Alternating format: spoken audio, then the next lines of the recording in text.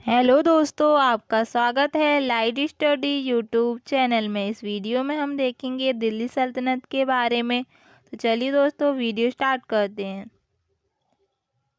सबसे पहले हम दिल्ली सल्तनत की शुरुआत के बारे में पढ़ेंगे। मोहम्मद गौरी अफगानिस्तान की एक छोटी सी रियासत गौर का शासक था जिसने पश्चिम उत्तर भारत पर आक्रमण किया था। पश्चिम और उत्तर भारत पर आक्रमण किया था। इस आक्रमण में से कुछ जगह विजय प्राप्त हुई और कुछ जगह ये हार गया। हारी जगह पर इसने पुनः आक्रमण किया।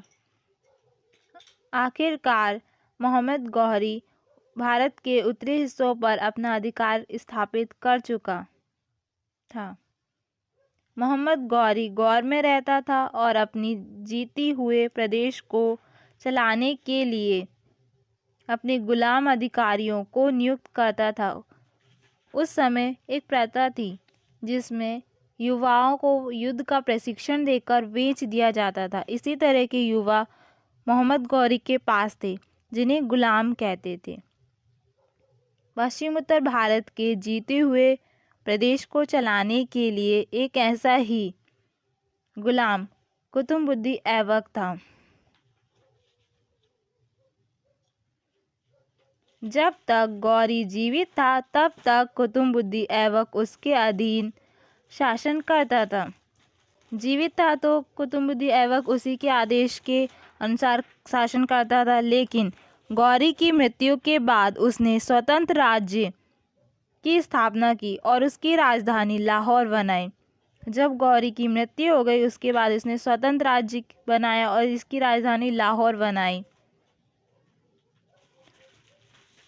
उसे स्वतंत्र शासक के रूप में 1208 ईस्वी में मान्यता मिली और यहीं से दिल्ली सल्तनत की शुरुआत हुई। तो ये थी दिल्ली सल्तनत की शुरुआत। अब हम गुलाम वंश के बारे में पढ़ेंगे। गुलाम वंश 1206 से 1290 ईस्वी। कुतुबुद्दीन ऐबक 1206 से 1210 कुतुबुद्दीन ऐबक गुलाम वंश का संस्थापक था। ये गौरी का गुलाम था और इसी ने गुलाम वंश की स्थापना की थी। मोहम्मद गौरी के अधीन इसने झांसी, अजमेर, दिल्ली, मेरठ, बुलंदशहर, कन्नौज, अलीगढ़, रणथंभौर, गुजरात को जीत लिया था।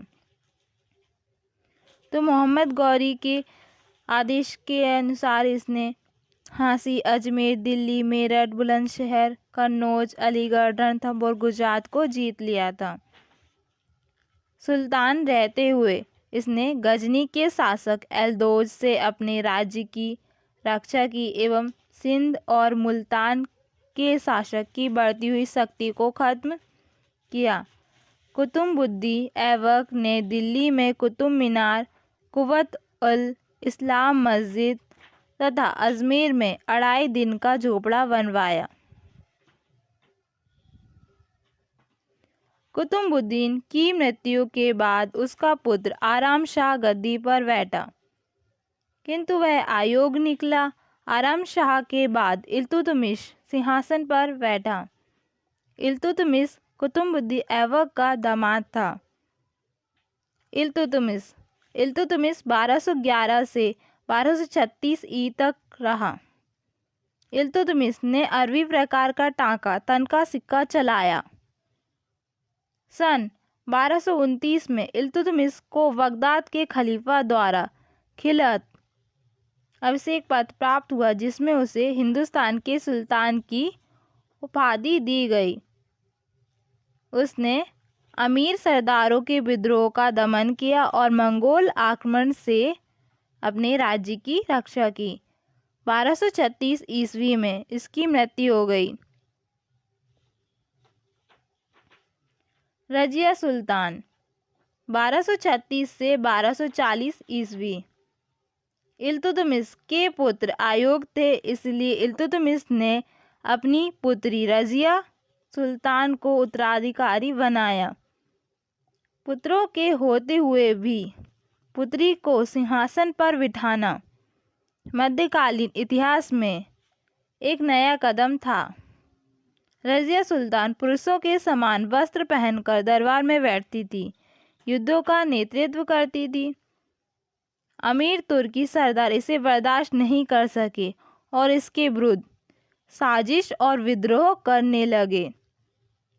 इनमें सबसे शक्तिशाली विद्रोह भटिंडा के गवर्नर अल्तुनिया का था।